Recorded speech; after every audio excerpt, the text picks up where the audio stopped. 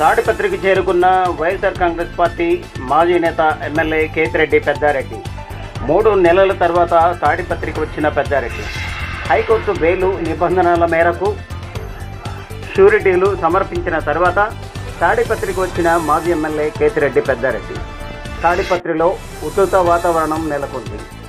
3 మాసాల తర్వాత తాడిపత్రి వెళ్లిన మాజీ ఎమ్మెల్యే కేతిరెడ్డి పెద్దారెడ్డిపై టీడీపీ ఎమ్మెల్యే జేసీ వర్గీయులు దాడికి యత్నం.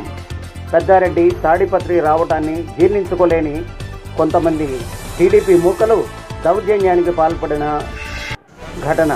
టీడీపీ నేతల దాడిలో రఫీ అనే వైఎస్ఆర్ కాంగ్రెస్ పార్టీ కార్యకర్త తీవ్ర గాయాలు.